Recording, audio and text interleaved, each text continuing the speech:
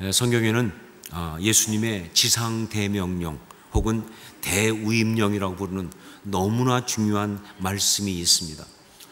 영어로는 The Great Commission이라고 하는 이 말씀은요, 마태복음 28장 18절로 20절 말씀, 하늘과 땅의 모든 권세를 내게 주셨으니 그러므로 너희는 가서 모든 민족을 제자로 삼아 아버지와 아들과 성령의 이름으로 세례를 베풀고 내가 너희에게 분부한 모든 것을 가르쳐 지키게 하라. 볼지어다 내가 세상 끝날까지 너희와 항상 함께 있으리라 하시니라 하는 바로 그 말씀을 말하는 것이죠. 이것은요, 예수님께서 승천하시면서 당신의 제자들에게 주신 최고의 명령이라고 그래서 지상 대명령 이렇게 부르기도 하고요. 그리고 또 주님께서 그들에게 정말 중요한 사명을 위임하셨다. 그래서 대위임령 이렇게 부르기도 합니다.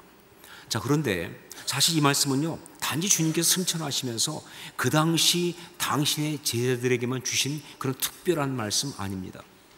사실 이것은요, 그들만이 아니라 오고 오는 세대 가운데 계속 있을 당신의 사람들, 그리고 정말 주님의 교회, 그 주님의 사람들, 그리스도인들에게 우리 주님께서 당부하신 것이며 또한 동시에 명령하신 것이며, 그러면서 어떤 면에서 우리 주님께서 그들을 보면서 예언하시고 그리고 그림을 그리신 그런 말씀이라고 볼 수가 있어요.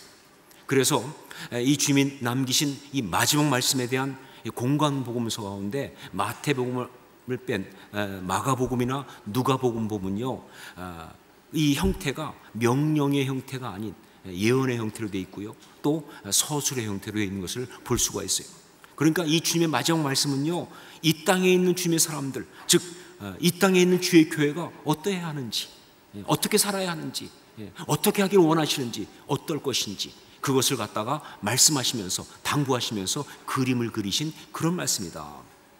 자, 그렇기 때문에 주의 마지막 말씀인 마태복음 28장 18절로 20절, 또 마가복음 16장 15절로 18절, 또 누가복음 24장 46절로 48절, 이 세 말씀은요, 그대로 어디로 연결되는가? 바로 사도행전 1장 8절 말씀.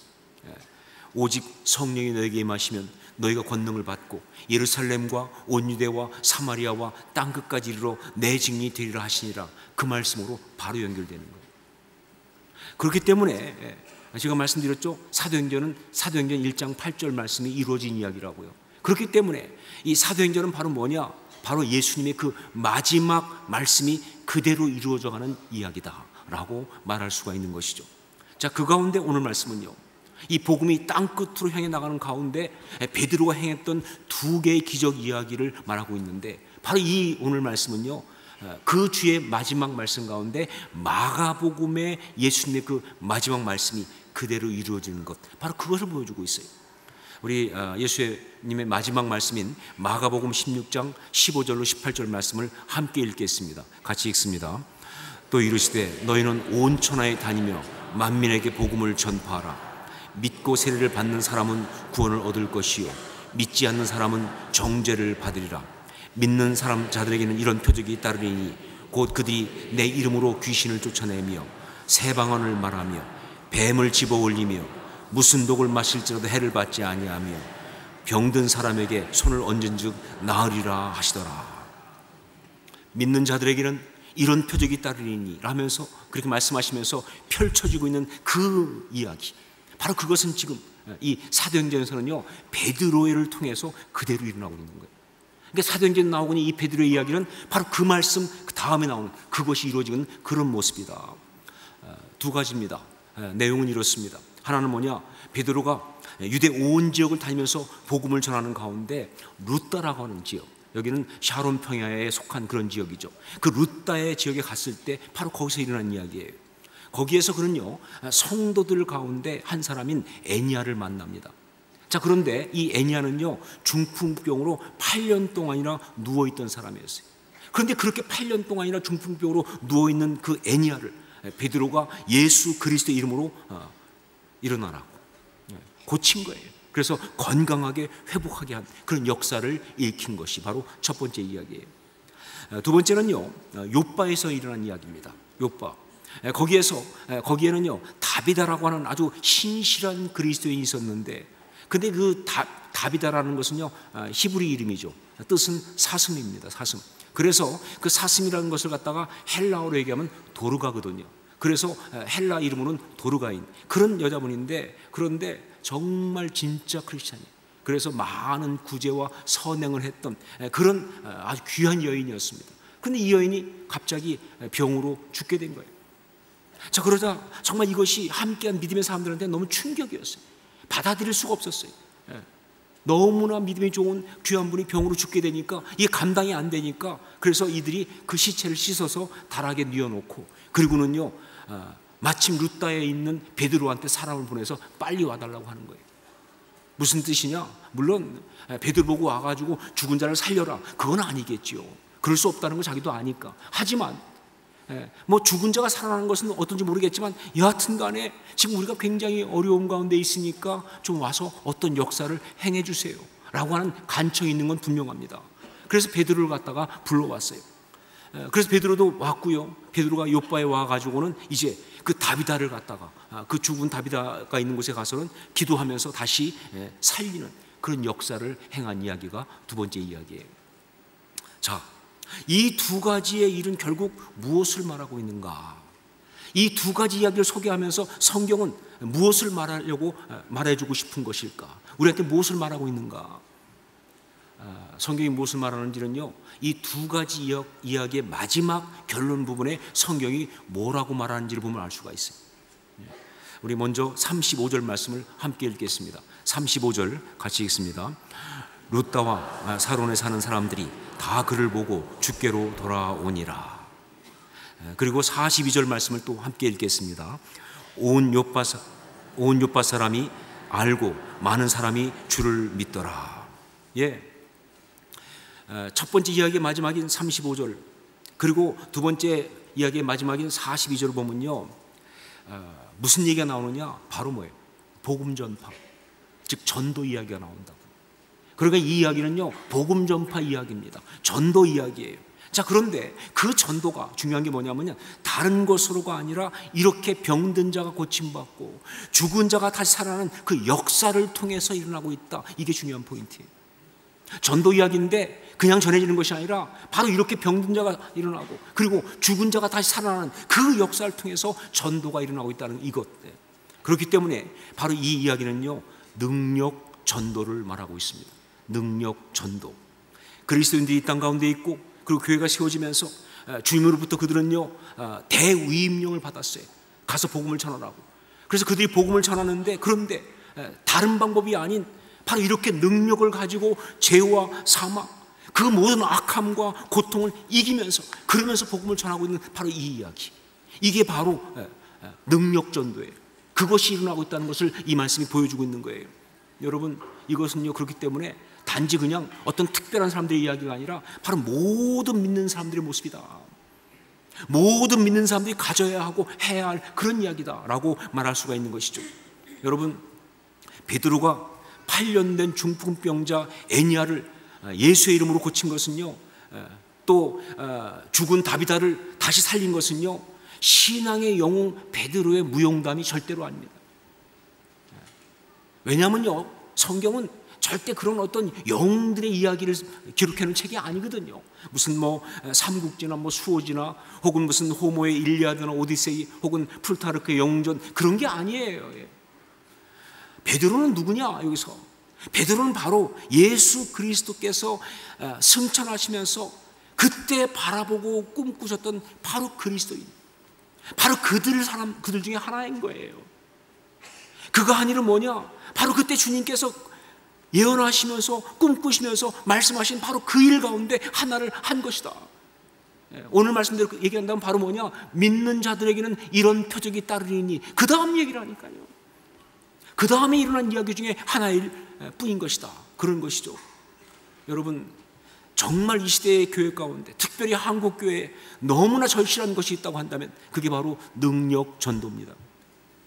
그냥 말로만 가서 뭐 얘기하고, 혹은 뭐 이상한 구호만 열고 하는 그런 전도 말고, 무슨 뭐 세일즈 하듯이 뭘 약 팔듯이 하는 거 그거 말고 말이죠. 정말 능력으로 죄를 이기고, 능력으로 마귀를 멸하고, 능력으로 사망을 이기는 그런 역사가 우리 가운데 있어서, 그래서 정말 그것 때문에 복음이 거침없이 전파될 수 있는, 구걸하는 게 아니에요, 애걸하는 게 아니에요. 그냥 복음이 거침없이 전파되는 어떤 그런 역사가 지금 이 시대 한국교회에 너무 필요하다는 것이죠. 오늘 말씀도 보십시오. 룻다의 애니아도 그렇고요, 욥바의 다비다도 그렇고 다 믿는 성도들입니다. 그러니까 중풍병으로 8년이나 일어나지 못하고 있는 애니아가 정말 그 병에서 일어나서 건강하게 일어난 것이나, 그리고 정말 죽었던 다비다가 다시 살아난 일은요, 어떤 이야기냐, 바로 하나님의 공동체 교회 가운데 성령의 역사하심으로 일어난 놀라운 사건이었다는 것이죠. 놀라운 역사였다는 것이죠. 이것은 바로 뭐냐, 성도들에게 말할 수 없이 큰 위로를 주는 사건이며 은혜가 되는 사건이며 동시에 살아계신 하나님이 역사하심을 보여주는 그런 이야기라는 거예요. 그런데 이 이야기가 이 교회 가운데 일어났을 때 이게 그냥 뭐예요? 그대로 퍼져나가는 거예요. 예, 감출 수 없죠. 우리 가운데 그런 역사가 일어나 보세요. 예, 감출 수 없어. 이 모든 것이 다 합니다. 이게 그대로 퍼져나가서, 그래서 뭐 룻다 인근의 사론평의 전체 사람들이 다 알고, 욥바 있는 사람들이 다 알고, 그들이 그것 때문에 예수를 믿고 죽게 돌아오는 역사가 있었다. 그게 바로 능력 전도의 본질이에요. 그리고 그것이 바로 이 시대 한국교회, 이 시대 한국의 신앙인들에게 반드시 있어야 되는 아주 중요한 역사인 것이다. 그런 이야기입니다. 물론 이 능력 전도, 파워 이반젤리즘이란 말이죠. 이것에 대해서는 좀 조심스러운 부분이 있습니다. 왜냐하면요, 이 능력 전도라는 말을 처음 쓴 사람은요, 1980년대에 비냐드 운동을 주도했던 존 윈버입니다. 이 사람이 처음 사용하기 시작했어요. 그리고 이 말을 갖다가, 이 파워 이반젤리즘이라는 말을 갖다가 확장시키고 그리고 더 널리 알린 사람은 바로 피터 웨그너라고 하는 플로의 교수였고 교회 성장을 했던 바로 그분이에요. 자, 그런데 이 존 윈버나 피터 웨그너가 이 능력 전도를 말하면서 너무 성령의 현상, 어떤 기적, 병 고치는 것, 귀신 쫓는 것, 이런 것만을 너무 강조하다 보니까 이 능력 전도가 좀 건강하지 못한, 조금 이 잘못된 그런 것으로 많이 갔습니다.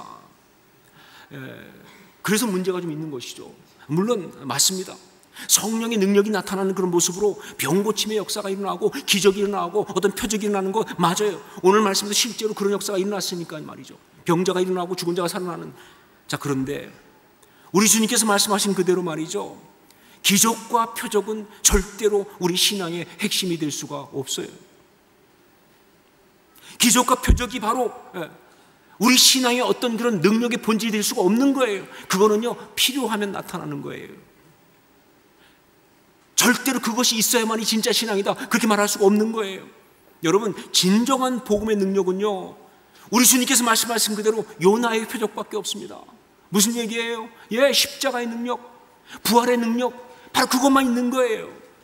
마태복음 12장 39절, 예수께서 대답하여 이르시되 악하고 음란한 세대가 표적을 구하나 선지자 요나의 표적밖에는 보일 표적이 없느니라. 그래요, 표적이 아니죠. 정말 병든 자가 낫고 죽은 자가 살아나는 현상이 중요한 게 아니에요. 정말 중요한 건 뭐냐, 그 모든 사망의 세력 앞에서, 그 모든 악함과 그 모든 죄의 어떤 그런 그 권세들 앞에서 말이죠, 그 신앙 때문에 무너지지 않고 절망하지 않고 포기하지 않고 오히려 다시 일어날 수 있는 바로 그 믿음의 역사, 그 십자가 신앙, 그 부활 신앙이 훨씬 더 중요한 거예요. 그게 본질이에요.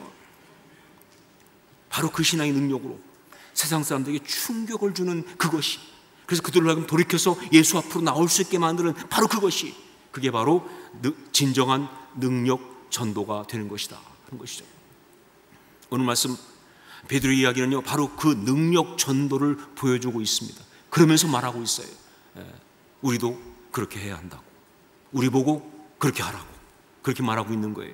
자, 그렇다면 우리가 어떻게 해야 이 능력 전도를 할 수 있는가? 여러분, 정말 우리 삶 속에서 가장 아름다운 것은 능력 전도의 역사가 일어나야 되거든요. 우리 가운데 일어난 그 역사 때문에 누군가가 예수를 믿어야 돼요. 그게 정말 중요한 거 아닙니까? 그러면 어떻게 해야 이 능력 전도를 할 수 있는가? 오늘 말씀 보면요, 두드러진 두 개의 포인트가 있어요. 그걸 나누기 원합니다. 첫째가 뭐냐? 이 능력 전도를 하기 위해서는요, 첫째로 우리가 신앙의 능력자가 되어야 한다 하는 것입니다. 우리가 신앙의 능력자가 되어야 합니다. 오늘 말씀에 나오는 베드로, 이 능력 전도를 일으킨 이 사람, 그가 어떤 사람이었을까, 이걸 보여주는 것이 그 사도행전 그 앞에 잘 나오고 있어요. 사도행전 5장 15절에 나오고 있습니다. 우리 함께 읽도록 하겠습니다. 사도행전 5장 15절 함께 읽습니다.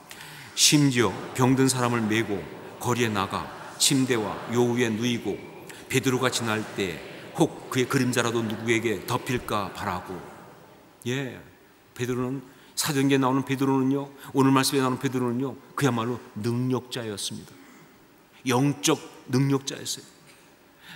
참 우리가 알지만 복음서에 나오는 베드로는요, 참 안타까웠죠, 그렇죠? 대제사장 뜰에 가가지고 겹불을 쬐고 앉아서 말이죠, 그러고 있다가 계집종이 와서 묻는 질문 앞에서도 벌벌 떨면서 주님 모른다고 3번이나 부인했던 아주 무력하고 아주 비굴하고 정말 어쩔 줄 모르는 그런 모습이었는데, 그러나 여기 나온 사도행전에 나온 베드로는 그게 아니에요. 성령 받은 베드로는 그런 사람이 아니에요. 정말 얼마나 당당하고 얼마나 파워풀한지, 그냥 그 사람이 지나가는 그림자만 덮여도 사람이 나올 만큼 말이죠, 그런 능력자였어요. 바로 그런 베드로의 그 모습이 이 능력 전도가 일어나게 한 주된 것이다 한 얘기예요. 여러분, 다시 한번 말씀드리지만 여기 베드로는요, 그냥 어떤 사람이 아니라 우리 신앙인의 모습을 말하고 있는 거예요. 비록 성경에 베드로가 정말 놀라운 어떤 그런 영적인 위인으로 굉장한 어떤 영처럼 그렇게 그리고 있지만, 맞아요, 사도행전에 나온 베드로는요, 사실 좀 따라하기 좀 힘들 만큼 아주 파워풀하고 엄청나고, 그렇죠, 영웅이에요, 위인이에요. 하지만 여러분, 분명한 거 뭐냐, 그 모든 베드로의 그 모습은요, 바로 우리의 모습이라는 거예요. 우리가 그래야 되는 모습이라는 거예요. 왜냐하면 이유가 있어요. 베드로가 그렇게 정말 능력 있게 엄청난 일을 일으키는 어떤 위인과 영웅으로 나오고 있는데, 그게 베드로 자신이 가진 능력이 아니기 때문에 그래요.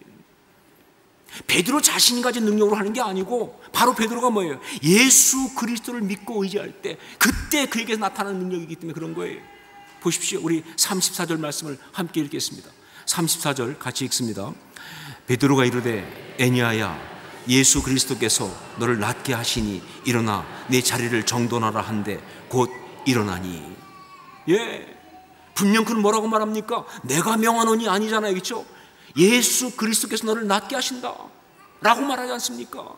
예수 그리스도의 능력으로 그 역사를 일으킨 거예요. 자, 그런데 그 예수 그리스도가, 그가 그렇게 믿고 의지하고 능력받은 예수 그리스도가 누구세요?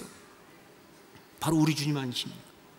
우리가 믿는 우리의 주님 예수 그리스도 아니신가? 그런 얘기죠. 그렇다면 베드로와 동일하게 우리도 그렇게 영적인 능력자가 될 수 있음을 믿습니다. 당연하죠, 그렇죠? 그 예수를 믿는 거니까 당연히 우리는 그렇게 되어야 하는 것이다. 능력자, 영어로 표현하면 파워 피겨 이렇게 말할 수 있겠죠. 그래, 우리는요 능력자예요. 영적 능력자예요. 스피리추얼 파워 피겨, 이게 우리들이에요. 예수 그리스도를 믿고 주의 제자가 되는 순간부터 우리는 다 능력자들이에요. 연약한 사람, 빌빌거리는 사람 있을 수가 없어요. 그렇게 하면 절대 안 됩니다. 우리는 다 능력자가 되어야 할 줄로 믿습니다. 이거 잊지 마세요. 이 분명한 정체성을 가지고 우리 주님이 세우신 자리에 우리는 설 수 있어야 합니다. 비록 정말 상황이 힘들고 세상이 커 보이고 현실이 정말 꽉 막힌 것처럼 답답해 보이고 그 앞에 나는 너무나 작아 보이고 그것이 우리를 두렵게 한다 할지라도 말이죠, 그 모든 순간에 우리가 절대 잊어서 안 되는 게 뭐냐? 우리가 능력자라는 사실이에요. 예수 그리스도 안에 있는 능력자라는 사실을 잊지 말고 말이죠, 그 능력자라는 사실을 놓지 말고 붙들고 나갈 때 정말 우리가 상상할 수 없는 영적인 역사가 일어날 줄로 믿습니다. 능력자가 된다는, 능력자라는 사실을 알 때 그 역사가 일어나는 거예요. 그게 바로 능력 전도 이야기죠, 그렇죠? 한 번은 한 성도님이 저한테 와서 기도 부탁을 하더라고요, 저한테. 그런데 기도 부탁하니까 제가 당연히 기도하겠습니다 그랬죠. 그런데 갑자기 그 기도 부탁 받으면서 제가 그분한테 그렇게 말하고 싶었어요. 제가 기도하겠습니다. 그런데 성도님도 기도하셔야 합니다. 이렇게. 그건 제가 갑자기 마음속에 나만 기도하고 쟤는 놀겠다 싶어서 그런 게 아니고요. 그냥 성령님의 감동이 문득 와서 이렇게 말한 거예요. 그랬더니 그분이 목사님, 그런데 저는 초신자라고, 믿은 지 얼마 안 돼가지고 기도할 줄 모른다고, 그래서 제가 기도하면 응답이 안 될 것 같다고, 그래서 전 자기 기도 잘 못하겠다고 그러는 거예요. 그래서 제가 그때 그분을 보고 말했습니다. 초신자라고 하시지만 예수 그리스도를 주님으로 고백하고 믿으십니까? 그랬더니 그럼요 그러더라고요. 그러면 한 가지 더 묻겠습니다. 그 예수 그리스도를 기도하면서 그 이름을 부를 수 있습니까? 그랬더니 그렇죠. 그럼 됐지. 능력이 나타나는데 그 이상 뭐가 필요합니까? 영적 능력은 그 딱 두 가지로 일어나는 거잖아요. 그렇죠? 뭐가 더 필요해? 얼마나 오래 믿었느냐? 타이틀이 뭐냐? 기도할 때 얼마나 크게 말하느냐? 달변을 말하느냐? 혹은 주여를 얼마나 길게 하느냐? 아무 상관이 없어요. 예수 그리스도를 주로 믿고 그 이름을 부를 수만 있으면 능력은 나타난 줄로 믿습니다. 그래서 그분한테 당신은 절대로 연약한 신앙인이 아닙니다. 능력자입니다. 잊지 마십시오. 당신은 능력자입니다. 여러분, 이 시대에 많은 신앙인의 사람들이 정말 너무 스스로 영적으로 연약하다고 하는 게 문제예요. 이건 겸손도 아니에요. 자기 스스로 그렇게 연약해. 그래가지고 기도 잘 못하고요, 믿음 생활 잘 못하고요, 영적 능력도 없고 여러분, 그건 아니죠. 그건 안타까움이에요. 우리 초대교회식 우리 신앙의 선배들 보십시오. 정말 개인적으로 볼 때 너무 연약한 사람들이었지만 그러나 그들은요 제국을 상대했습니다. 우리 한국의 초대교회 성도들 보세요. 그들은 정말 배운 것 없고 가진 것 없는 사람들이었지만 그런 역사를 바꾼 사람들이에요. 여러분, 정말 그런데 우리는 너무나 지금 현실 앞에서, 상황 앞에서 스스로 너무 연약할 때가 많은데 이게 너무 안타까운 거예요. 사랑하는 여러분, 영적 능력자가 되십시오. 영적인 능력자로 서십시오. 이게 너무 중요합니다. 잊지 마세요. 그러니까 내가 영적 능력자라는 사실을, 내가 예수 그리스도를 주로 고백하고 믿음으로써 영적 능력자가 되었다는 사실을 절대 잊지 말고 선포하며 나갈 수 있기를 주의 이름으로 축원합니다. 중요하죠. 그렇죠? 두 번째는 뭐냐? 영적 장애와 벽을 돌파하십시오 하는 겁니다. 영적 장애와 벽을 돌파하십시오. 그래야 능력 전도가 일어나는 거예요. 베드로가 루다에서 애니아를 고칠 때 그때 그가 직면했던 가장 큰 한계는 뭐냐? 그건 바로 그 애니아가 다른 병이 아닌 중풍병으로 8년 동안 누워 있었다는 거예요. 성경도 그걸 알려주려고 8년이라고 아주 정확하게 써놓고 있잖아요. 그렇죠? 7년도 아니고 8년이에요. 무슨 얘기냐? 다른 병은 몰라도 중풍병으로 8년이나 누워있다는 얘기는 뭐냐? 고치기 힘들다, 그 뜻이에요. 그건 더 이상 나을 수 없다는 뜻이에요. 이미 고질병입니다. 이미 굳어진 이야기예요. 중풍병으로 8년이나 누워있던 사람이 다시 회복한 사례는 없어요. 바로 그 생각이 베드로가 직면한 가장 큰 벽이었어요. 그게 가장 큰 한계였어요. 그게 가장 큰 장애였습니다. 또 하나, 욥바에서 다비다를 살릴 때는요 제일 큰 장애가 뭐냐, 한계가 뭐냐? 이미 죽었다는 사실이에요. 거의 죽었다만 하더라도 소망이 있는데, 그렇죠? 근데 이미 죽었다는 끝난 얘기 아닙니까? 이미 죽었다는 거예요. 죽은 자는 살아날 수가 없어요. 돌이킬 수 없다는 것이죠. 그렇죠? 이게 정말 그 순간 그에게는 가장 큰 영적인 한계였어요. 여러분, 그런데 여러분 맞습니다. 중풍으로 8년이나 누워있다는 것은요 절대로 다시 일어날 수 없다는 뜻이고요, 이게 자연 법칙이에요. 더구나 죽었다는 것은요 이미 끝났다는 이야기고, 이게 정말 부인할 수 없는 자연의 법칙입니다. 그리고요 이 자연 법칙을 만든 분은 하나님이시잖아요. 그리고 이 자연 법칙은요 예가 없이 늘 이루어진 법칙이잖아요. 그렇죠? 그러니까 이건 당연한 것이고 바뀔 수가 없다는 것이죠. 자, 그런데 여러분, 참신앙은 뭐냐? 이 자연 법칙을 부정하는 건 아니에요. 혹은 이 자연 법칙을 부수는 게 목표가 아니에요.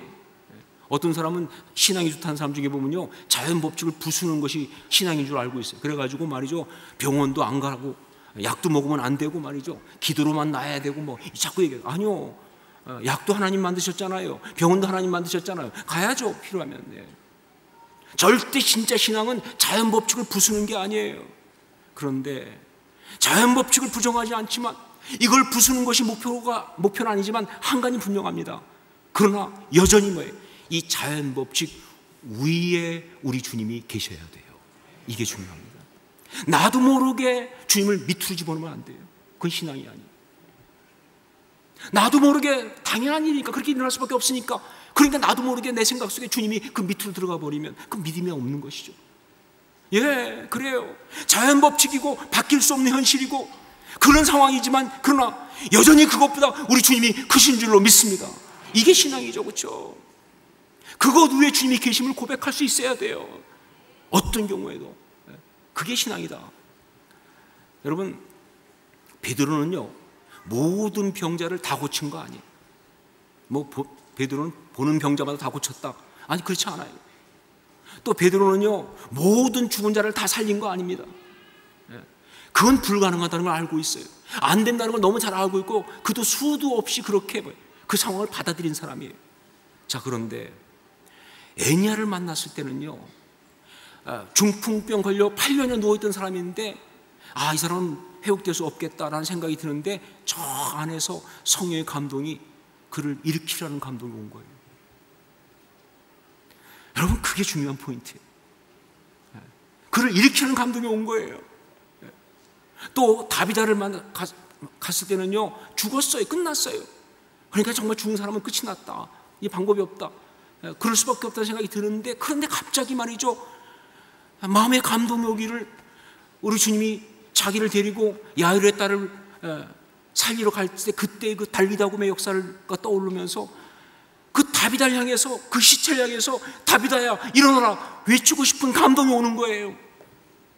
자기의 상식은요, 자기의 편견은요, 자기의 어떤 그런 이 생각은 그건 안 되는 이야기예요. 자, 그런데 바로 그 순간 그가 바로 그런 한계를, 그 벽을 돌파했습니다. 정말 그 모든 장애를 뚫었어요. 그리고 외쳤고, 그리고 정말 선포했고, 역사가 나타난 거예요. 이게 중요합니다, 여러분. 이게 바로 신앙이고요, 이것이 바로 신앙의 능력이 나타나는 핵심 스토리예요. 여러분, 우리의 신앙도 그래야 한다고 믿습니다. 무조건 초자연적이어야 한다, 그건 아니에요. 예, 무조건 초자연적이고 무조건 기적이 일어나고 아니에요. 그러나 우리의 믿음은 그 자연의 법칙, 그 현실, 그 세상, 그 죽음보다 위에 있어야 돼요. 반드시 말이죠. 예, 정말 아무리 인간적으로 볼 때는 이건 안 되는 병이고 불가능한 병이고 상황이 너무 어렵고, 그러니까 정말 이건 돌이킬 수 없고 그런 순간이라 할지라도 성령께서 마음 주시면 우린 기도해야 돼요. 주여 살려 주시옵소서.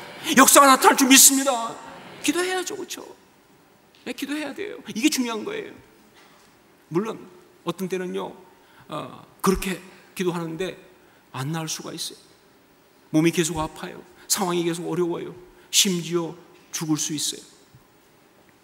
그러나 여러분, 진짜 신앙은 거기서 포기하는 신앙이 아닙니다. 그런 순간에 말이죠, 정말 계속 아프고 낫지 않고 죽는 그런 이야기가 간다 할지라도 정말 참 믿으면 그 순간도 그 병을 이길 줄로 믿습니다. 천국 소망 때문에.